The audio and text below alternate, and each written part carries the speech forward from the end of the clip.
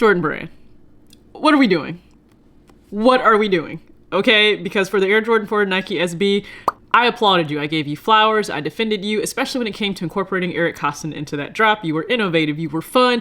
You did something different. You gave real people a chance to get the shoe. But it feels like we took 2 steps forward and like 3 steps back because consumers are going to feel like you're playing in their face again.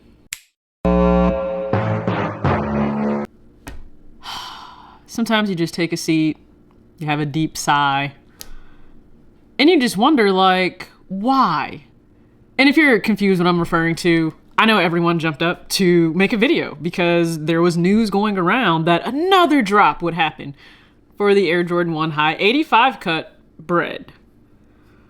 One, I don't know if I would touch that with a 10-foot pole if I were Jordan Brand again. And I'm just talking like that shoe in general, just based on a lot of the backlash that came earlier on in the year around that drop. I mean, I made a video saying, do I think they went wrong in the marketing and the tactics used?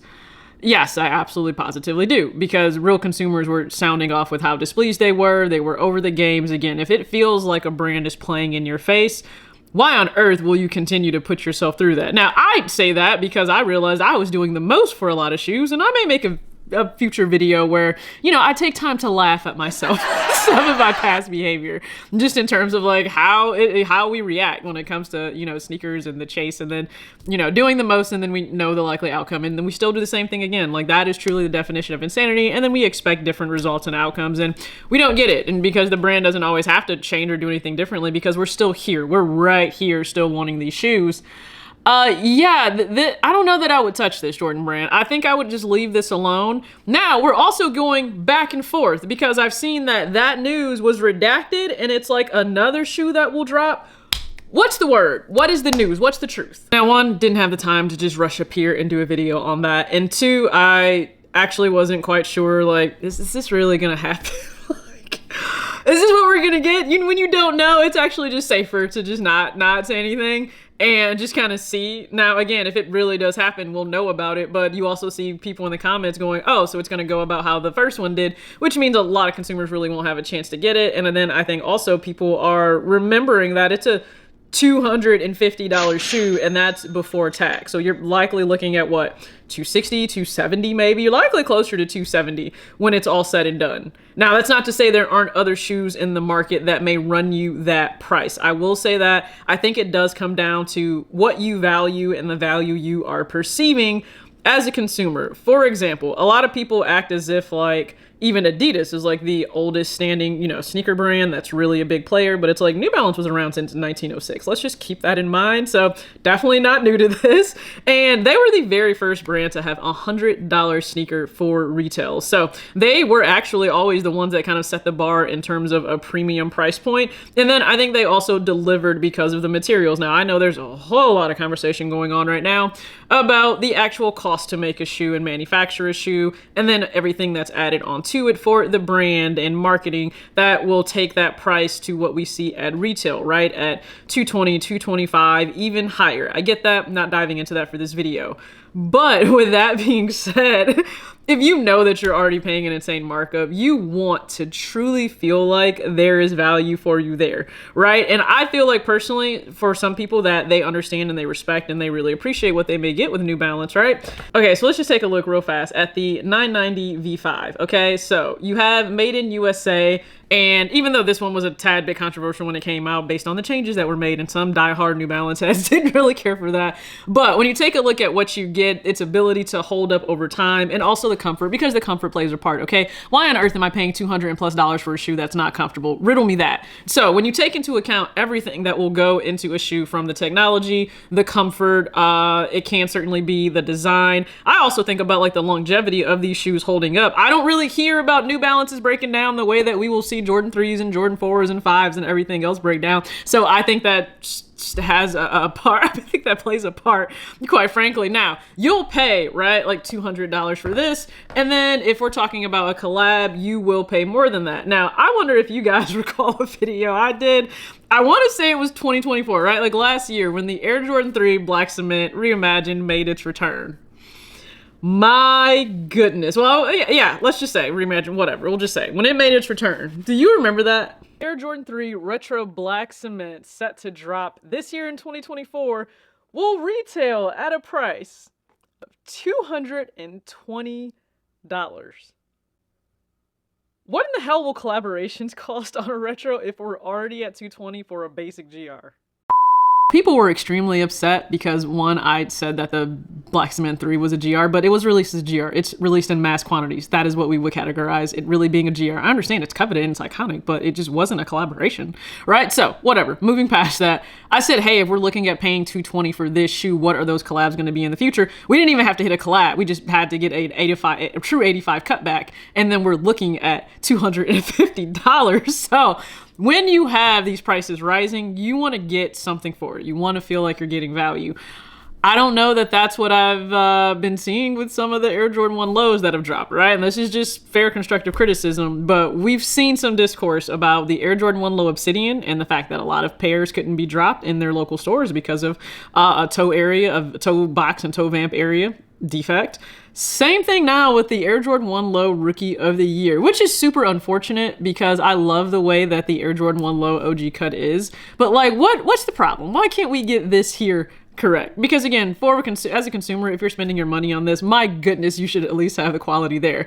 And I also think that we may get to a point, for some, not for all, some are just going to continue to buy, but it may get to a point where consumers become fatigued, seasons change, and things change. Speaking of change.